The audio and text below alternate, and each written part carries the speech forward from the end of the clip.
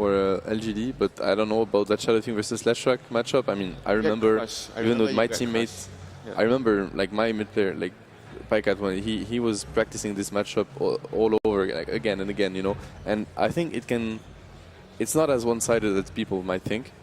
SF might, like, I don't know the details about it, but his final answer was like, SF can survive the lane. He can do well, depending on, you know, maybe a bit of help at some point. Yeah. But Leshrac is definitely the one that's going to be on the offensive, obviously. He's going to pressure SF a lot. Yeah. If SF plays careful enough, it's usually like a 5-5 matchup. But if SF makes one mistake, he will just die. Okay. We have to be like careful about that. And if he starts dying, then obviously it's like, it's a nightmare. Like if he solo kills you, yeah, leave the lane. Yeah. Abandon. Visage, that's interesting. AOI Visage. I mean, for me, this move is very similar to the last game. They know LGD is not going to come punish you. Last game they had Enigma. This game they're going to have a Visage, which is in some sense very similar. It's a very greedy support. You're going to be a core later on, and if you don't punish it or get a good trade, you're just going to have a hard time. But if you look at it, LGD, they were ahead regardless last game, and it's always been people's approach to LGD where you go greedy, but they still don't care 3 years after. Yeah. So it's like, whenever LGD picks Gyro, you can 100% go greedy because, you know, they'll usually pick a greedy support for the safe lane, leave the Gyro like in a one-on-one scenario, and let the support pull. Like, that's how they treat it. They treat it as a one-on-one lane with like one support just farming the jungle, basically. Interesting. So what do you think is actually good here as the greedy support for LGD? Yeah.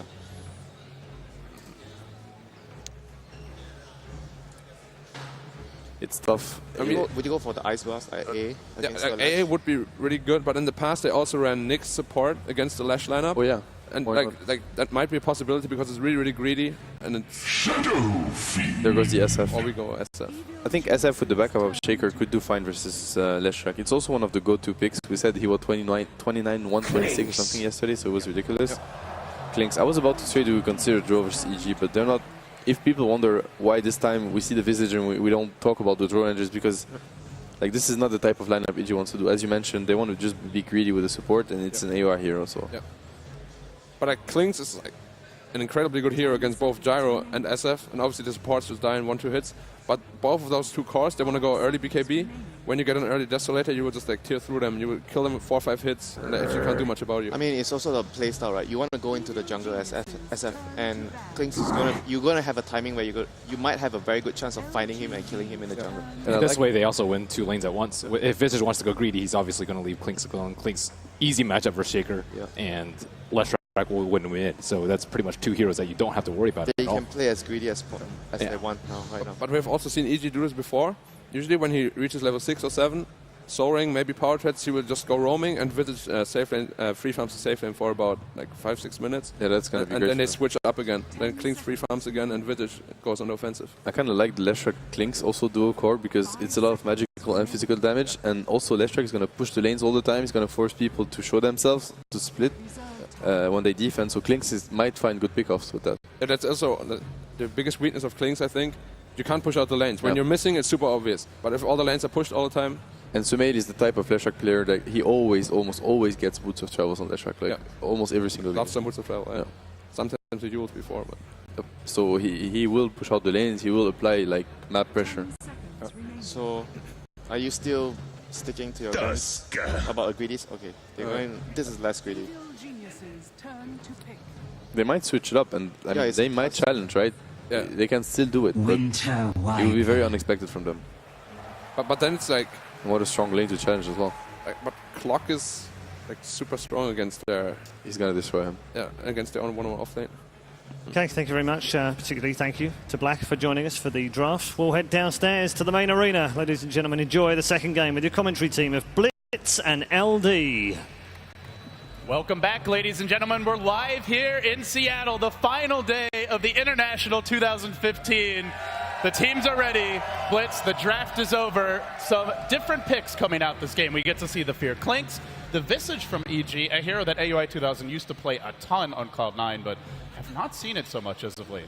I think his statue in game as well as Volvo give me more Visage chats or something like that. So you know this is a hero that he really likes to play. The thing we should talk about the most by far, though, is the Sumail Leshrac. I looked up the stats before the game. He's 5-0 on the hero. the last time they played it was ESL Frankfurt, but that's honestly no surprise since every team bans it. And LGD, they feel confident and they let it through, and this could be what makes or break the tournament for them, because if they found the way to counter this Leshrac, they're set. They can just keep letting it through, daring other teams to pick it, but this is a real cocky moment for them. Well, is it cocky though? Because CDEC found the hard way just how scary the techies is. And you're kind of picking your poison here. LGD, they do give up the Lesh, but I think you look at it from the other side as well for EG, and this is, they have shown how scary they can be with a hero that a lot of other teams don't run. So it puts LGD into that tough position because of the game that they played earlier in the event. And, well, it worked for CDEC. They banned the techies twice. They won both games. Not the same start here for LGD. They do trail 0-1 as we get underway, folks. It's game number 2 of this best-of-3. Winner faces CDEC in the grand finals of TI5. A lot on the line here. LGD, this team has some veteran leadership, Blitz, and they'll need every ounce of it to avoid getting 2-0'd here by EG. It's just so hard to think about it at all times. You're one game away. I mean, a lot of these players, this is what they dream for, and it has to be so nerve-wracking. And I just want to bring up the fact that EG, they never cleared that 5K net worth lead, and they still went for it with all the pressure in the world on them. A lot of teams would have just farmed, try to establish 10 or 15K advantage before going in. We saw it, I think Secret comes to mind as a team that had a couple of big leads in the tournament, tried to farm them out. It didn't work. Some teams have just, I guess, let their opponents stick around too long. But EG, as you point out, did close them out. They were decisive. They went for the jugular, and it worked out that game. See if they can get off to a similar advantage here. LGD now will back off. All the wards getting planted down, so early on it looks like EG are going to look to block this whole camp on the Radiant offlane. Universe cogging in the creep wave. It is going to be Yao on the Tusk. He gets the full wave pulled back, so that should allow him to get his own experience. In fact, he's blocked off the Radiant pull camp too. Both teams with a lot of ward action early on. We will see AUI looking to secure mid. He's gone for the early point in Grave Chill. They want Sumail to have a hot start here. Yeah, maybe he smartly decides to go for the raise. We'll throw it off. He's going to go for the fast bottle. You can't afford against the Disco Goat Man to go for the Wraith Man first. You just get zoned out of the lane so incredibly hard. It's just one of the strongest laning heroes in the game, bar none. There's almost nothing that beats it, and so you have to go for this fast bottle and just play the CS game. You absolutely can't trade hits with him. You also got to be careful about getting run down. Sumail with that initial stun going in on maybe. And do want to point out while that mid-exchange happened, there was a D-Ward top. MMY able to get rid of that Radiant Observer. So it is going to leave the Universe clock a bit more in the dark here. But still, getting his early levels, both offlaners finding their experience. And AUI, meanwhile, busy trying to D-Ward his own pull camp. But of course, this is basically the toughest pull camp in the game to D-Ward. And he's actually, he's just barely missed twice here. And he's going to miss again. This is going to hurt them. They're making to go, maybe. Caught out a bit. The rogue comes in from both supports. Who gets the jump? It's Sumail dropping the quickest, but he gets up to stun. The turnaround is actually Xiaoyi with the first blood. And in fact, they get the Wyvern on the way out. We saw this yesterday versus Vici Gaming. Xiao8 just gets things done with his roaming Earthshaker. And lordy, lordy, what a time to show up mid. Saves the first blood and then secures the second kill. Yeah, that rotation, they absolutely had to do it because you can't just let the SF go for that one-on-one matchup. And now the lane is pushing in, and so maybe he's going to have a little bit more room to farm, but Sumail, he's already got the wand. They're converging here. They've got MMY moving into position as well. Sumail in a lot of danger. The point of back, the raise is connect, and down he goes again. It seems LGD's idea of how to beat this Leshrac is just never to give him a 1v1. Tri-lane mid emerges. Back to the jungle now. The supports will go. The amount of pressure that they're putting right now on Sumail is insane. We've seen this from teams before, but oftentimes you give up the other lanes as a result. But it is a Sylar Clockwork, so he can pretty much zone the Clockwork out by himself, or a Sylar Gyrocopter. He can zone out Universe by himself, and at the same time, Sumail TP'd mid after he dies, immediately dies again, is nowhere close to his bottle. And he doesn't even have boots here, so he's got to take the slow route to get into the lane. He's going to miss a couple of extra creeps. Oh, this is going to hurt him so much. Is maybe he's just going to get a CS advantage. And maybe once he sees the fact that Sumail doesn't have the bottle, he can just trade CS for mana. Like, he can actually just use his raises for 1 or 2 CS. He's okay with that right now. And now Sumail has to play on the back foot because if this Shadow King gets to level 3 raise, he can just zone him out with 1 or 2 raises. Those small advantages in the mid lane can just make such a big difference as the lightning spam will be used to secure farm.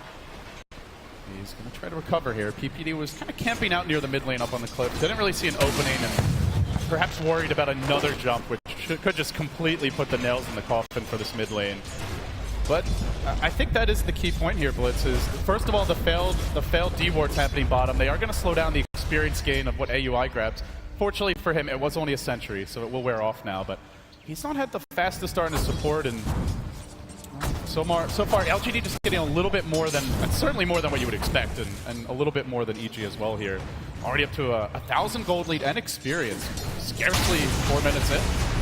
It's really hard for the Clinks to just solo zone out the Tusk because the Tusk can just soak experience and force the Clinks to choose either to CS, or go for the harass, but Sylar can do both. That's the strength of having the gyrocopter in the game. If he sees Universe out of position at all, or if he decides to get a little bit too greedy, he'll run you down with that level 3 rocket barrage, and it will lead to a kill. And he's got the phase boots now, so even if you try to run, he can just get on top of you as LGD make a smoke, but it's PPD there to reveal it. He may get caught out. He does have the ability to fly over the trees. Fisher's going to come out. They need the lift as well. Can't get the vision. He retreats. The stun, a miss from Sumal. They even brought Yao in. Well, where the tri-lane succeeds, the quad lane will fail, but that's not going to stop them just yet. Universe looking to turn it. They actually pull PPD closer to MMY, and that will cost the little Rubik his life.